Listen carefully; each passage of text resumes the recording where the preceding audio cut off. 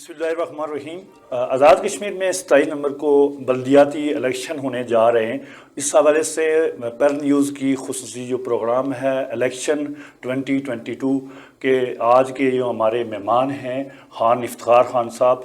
जिनका तल्लुक़ Jammu Kashmir peoples party से तल्लुक़ है और पोठी मकवाल की वार्ड नंबर 14 से ये इलेक्शन में हिस्सा ले रहे हैं। जी खान साहब, सबसे पहले आपका बेहद शुक्रगुजार हैं कि आपने हमें टाइम दिया है। इसके पहला आपसे ये सवाल करेंगे कि आप जो जिस वार्ड से पोठी मकबूला की जो वार्ड है,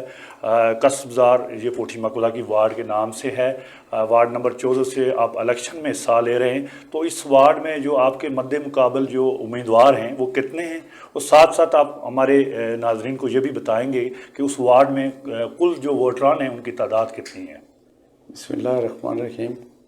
मैं तो सबसे पहले आप पर व्यू का शुक्रिया अदा कर रहा हूँ, बल्कि आपका नहीं जितने साफ़ी बरदरान हैं जो ज़िला पुंछ में हैं या पूरी रियासत में, मैं सबका शुक्रिया अदा कर रहा हूँ। तो आज मैं अपने ये फ़ख्र महसूस कर रहा हूँ कि मैं आज आपके सामने एक अदना सा कारकुन इंटरव्यू दे रहा हूँ, और मैं ये समझ रहा हूँ कि ये मुल्क आज़ाद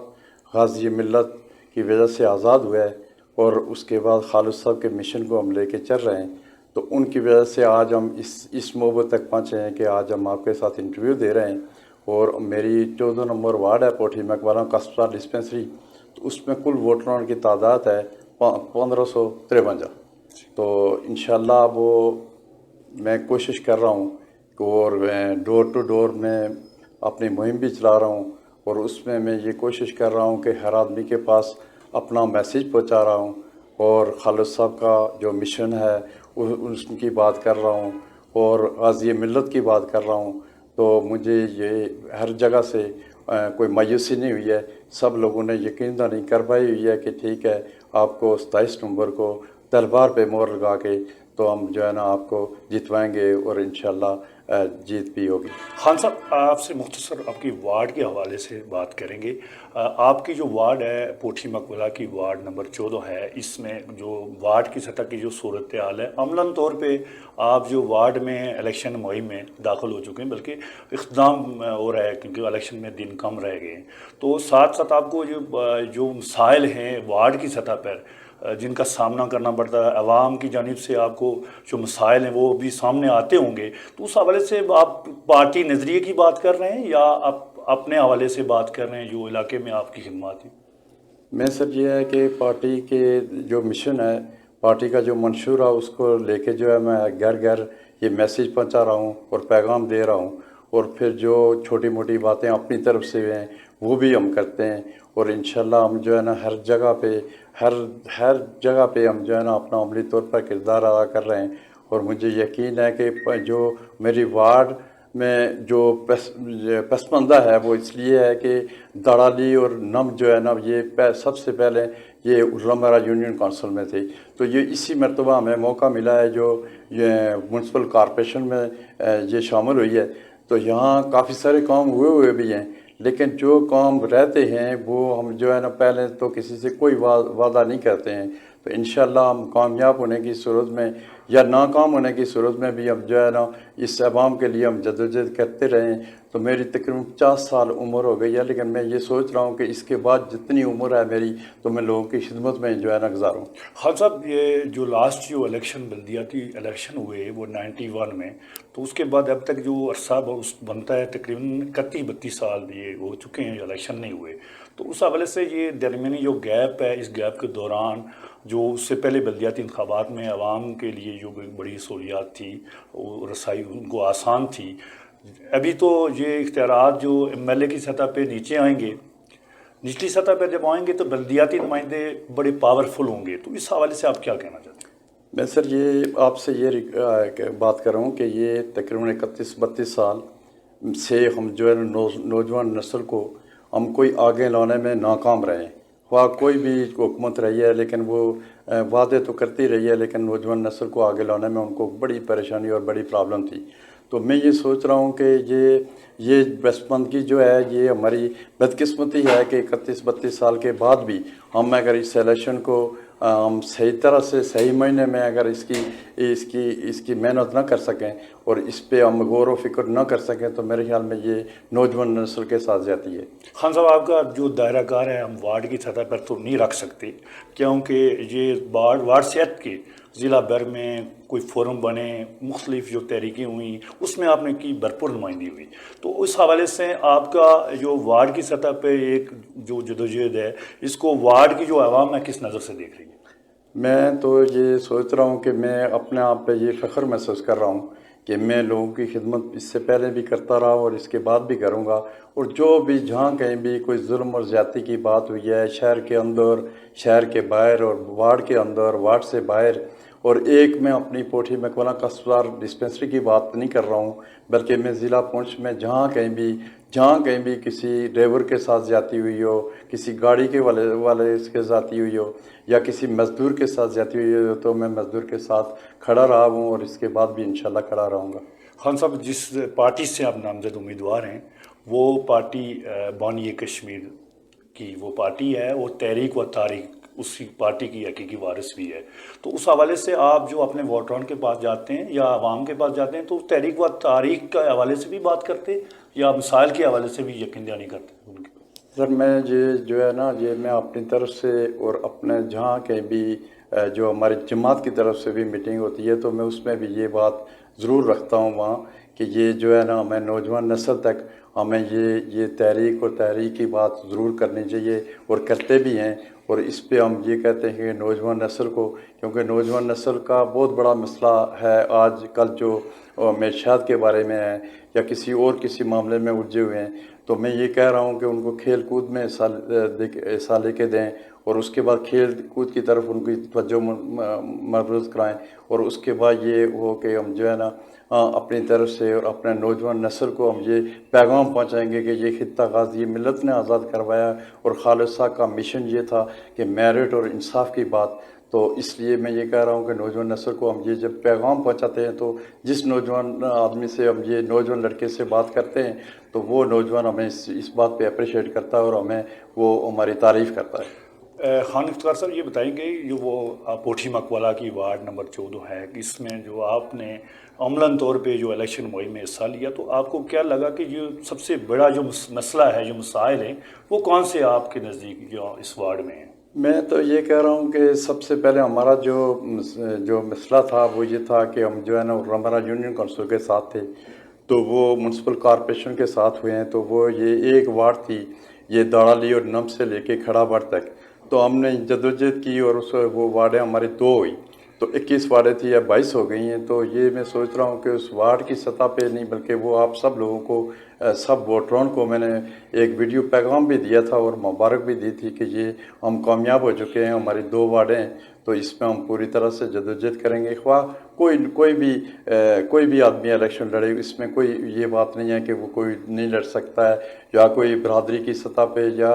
कबीले की सतह पे या कोई किसी कबाइल से ताल्लुक़ रखता है, क्योंकि मैं जिस वार्ड से मेरा ताल्लुक़ है वहाँ मुख्तलिफ कबीले के लोग मौजूद हैं, सादात फैमिली है, कुरैशी फैमिली है, तो हम उन सब फैमिलियों का हम बड़ा इज़्ज़त और एहतराम से उनको देख रहे हैं, क्योंकि वोट का जो हक़ है जिस तरह मेरा है उसी तरह वो कुरैशी ख़ानदान का है, उसी तरह वो किसी दूसरी फैमिली का है, सादात फैमिली का है या किसी और फैमिली का है। तो मैं ये कहता हूँ कि ये बड़े एजाज़ की बात है कि हमें 2 वार्डें मिली हैं और उसमें हमें जदोजहद करने में भी बहुत महदूद सा टाइम लगता है और बिल्कुल 1 घंटे के अंदर हम अपनी पूरी वार्ड में विज़िट कर लेते हैं। खान साहब, जो इस वक्त हल्के के MLA हैं वो भी ज़ाहिर आपकी जमात से उनका तल्लुक़ है, और ख़ास तौर पर उनके जो काम काज हैं आपकी वार्ड में भी हुए होंगे, तो उस काम काज को भी आप डिस्कस करते हैं अवाम में कि हमारे वो नुमाइंदे ने आपको काम करवाए, इस हवाले से? मैं जनाब आपसे ये अर्ज़ कर रहा हूँ कि जो हमारे